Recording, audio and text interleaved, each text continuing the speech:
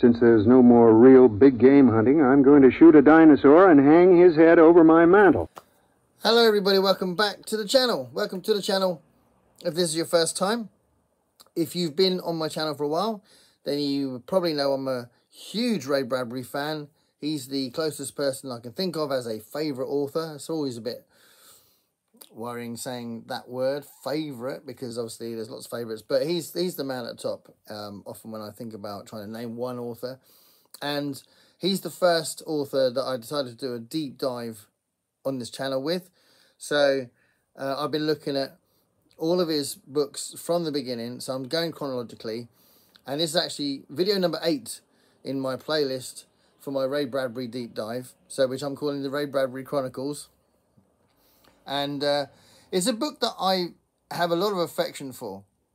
It's a short story collection, and it came out in 1953, and it's The Golden Apples of the Sun. So The Golden Apples of the Sun is a great short story collection that features my all-time favourite short story, which if you know the collection, you might guess which one it is, and you may have even seen the video I've done on my favourite short stories, but that's in this collection. So there are actually several stories in here that are in other collections. Most of the stories in here are in other collections, although all of those collections except for one, Killer Come Back to Me, were actually, I think Killer Come Back to Me was anthologized late in his career. So having said that, it's full of stories that are earlier than this, but I actually think this is the earliest collection of these stories, because the other anthologies or collections that these stories feature in are actually collections that came out afterwards. So specifically, R is for Rocket and S is for Space are two collections that feature a lot of the stories in Golden Apples of the Sun.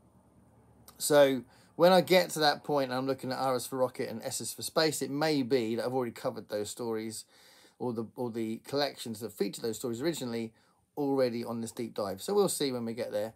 But this came out in 1953, and there's a story called The Invisible Boy. It came out in 1945, and there's Fruit at the Bottom of the Bowl, which was the one that came out in Killer Come Back to Me, which came out in 1948. But other than that, most of the stories are either from 1951, 1952, 1953, those few years. Though there is one called Big Black and White Game, which came out in 1945. So I've got an early one there as well. But most of them are these early 50s stories. And obviously it came out in 53, just as these stories were quite fresh. So let's talk about a few of the stories that are in this collection. Foghorn starts this collection, and that came out in 1951. And that's famous for being inspiration for the film The Beast from 20,000 Fathoms, and there is a scene in the film that is a direct reference to this short story Foghorn. It's a brilliant story. I actually read Foghorn years ago in this, but I read it again in between times for one of the Horror Mayhem events. It was in one of my anthologies, and I thought, oh yeah, Foghorn, I'll read that again. So I really like that story. I think it's great. And same year, 1951, a story called The Pedestrian came out, and that's in here, The Pedestrian. And that's a really interesting story about nonconformity. And Ray Bradbury basically describes a man walking down the road, but as he's walking down the road, he's also describing this culture of these people just staring at their screens inside their houses, completely glued to them and oblivious to the rest of the world. And the main character is out walking in the open air, in the fresh air, and he's the nonconformist. It's kind of a comment on being different, and I don't think it's going to spoil anything because it's the way he writes them, really. He gets arrested at the end for walking. And it's a great story. And it's a really good example of how he's got this little idea and sort of runs with it and just writes beautifully. So, you know, you've got these little vignettes. It's not a particularly long story, and it works really well. I think it's one of those examples where you can really tell that thing that Ray Bradbury talks about, where he used to give himself titles like the clown, the monster, the pedestrian, the like it will sort of say some animals, and then he'll sort of give himself the challenge of writing a story about it, because he used to have this personal mission and personal process where he'd write every day, and sometimes he'd write without knowing where it was going, and some of those stories are that you can see those stories may have, if he ended up publishing, there may have been some of his weaker ones, but even his weaker ones, just the way he writes them make them brilliant. So the pedestrian was, you wonder if that's one of those things where he just wrote the pedestrian and thought he'd write something about it, but he wrote something really cool from it. So that was really good. The April Witch is in this collection as well. That came out in 1952. But the April Witch is part of the Elliot family series of stories. So the April Witch, I've talked about the Elliot family before in these videos, because the Elliot family was a family that Ray Bradbury created as a tribute to his friend Charles Addams. So again, if you know my channel, you know that I'm heavily into Charles Addams. I collect his work, and he's one of my big features in my reading, my collecting, and all that.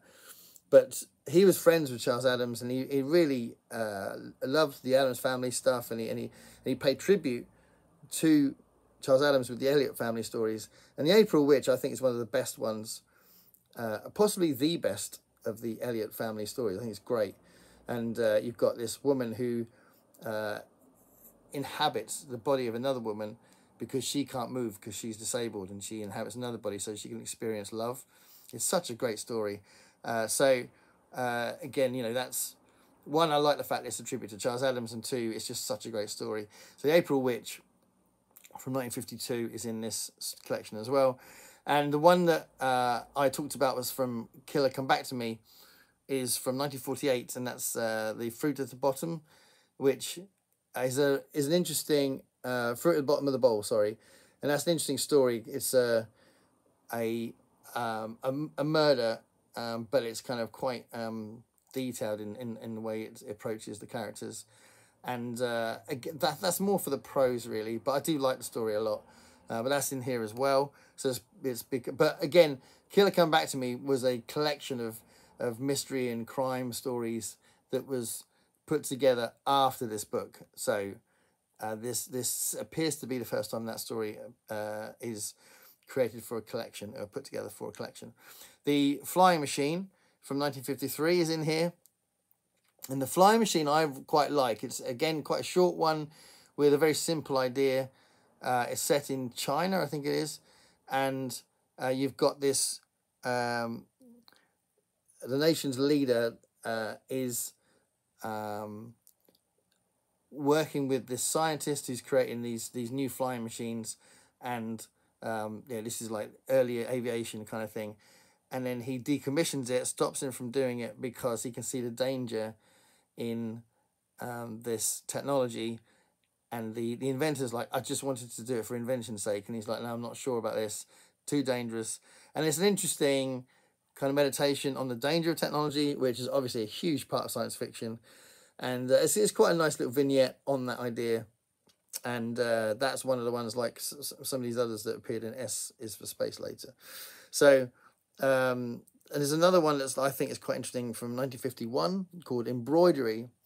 And that is a very simple idea. These two old ladies embroidering, as the title might suggest, but you've got the end of the world happening around them.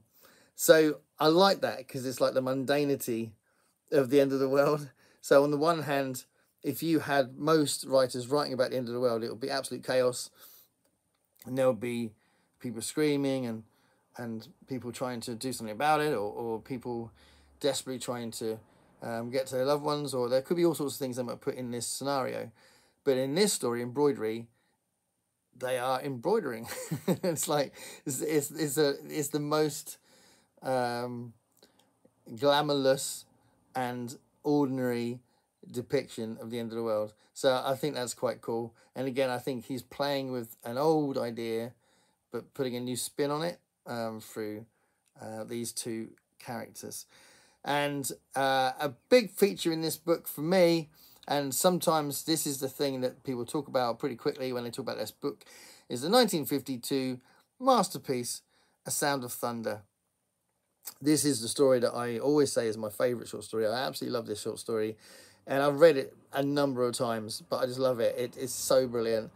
It's the story that created the butterfly effect, because the butterfly is the principal reason for the consequences of time travel in the story. So since then, people have referred to it as the butterfly effect. But it's such a great idea, where they've set up all these different things in this special safari that's been created in the future, where you can go back in time and hunt dinosaurs. But you're hunting dinosaurs with all these different parameters that prevent you from just like changing the future. You know, the dinosaurs that are being hunted were about to die, and these scientists know that, and they're the ones that they are putting available for hunting. And crucially, you've got this path that you have to stay on. I won't spoil the entire story, but it's such a great story. Such a great story. So The Sound of Thunder being this is obviously a huge kudos for this collection. Later on, it gets collected again into R is for Rocket. Like I was saying, there's lots of stories in this book that go into R is for Rocket and S is for Space. But Sound of Thunder appeared in here first. For me, it's associated with this book. And I absolutely love A Sound of Thunder so much. There's an interesting one from 1948 called Powerhouse, which is another one of use of technology with this woman, and it's quite a short one, but I think it's playing with the idea of the dangers of technology and the use of technology in science fiction. So yeah, that's another one that I thought was worth mentioning. But there's so many different stories in here. There's 22 in this collection, but it has been sort of reprinted again with different editions with more stories in it. But this is like the classic edition of Golden Apples of the Sun. So yeah, I mean, some of my favourite Ray Bradbury sort of stories are in here. Definitely worth getting if you find it. And a nice addition to this Ray Bradbury Chronicles. The next thing I'm going to read is going to be Dandelion Wine. So let me know if you want to read that, because I'm going to put this up soon, because this fits into the Rocket Summer theme that's happening this month on BookTube. So it's nice to put this up now. And Dandelion Wine follows on shortly. So I expect I'll be reading that in August. So if you do want to read Dandelion Wine with me, let me know. And it'd be nice to buddy read it. Again, it's another reread. Many of these things are rereads, but I don't remember that much about Dandelion Wine, so it's going to be an interesting reread. But yeah, Golden Apples of the Sun featuring A Sound of Thunder is the next one in Ray Bradbury Chronicles. Check out the other ones if you're curious.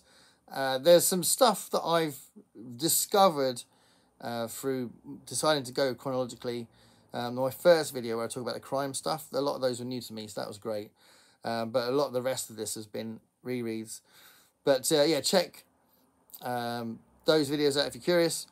But definitely recommend Golden Apples of the Sun, one of my favourite collections from Ray Bradbury. Thank you for watching. Stay curious, everybody.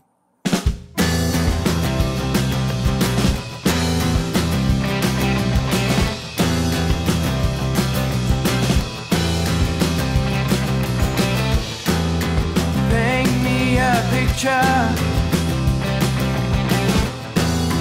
what it's like to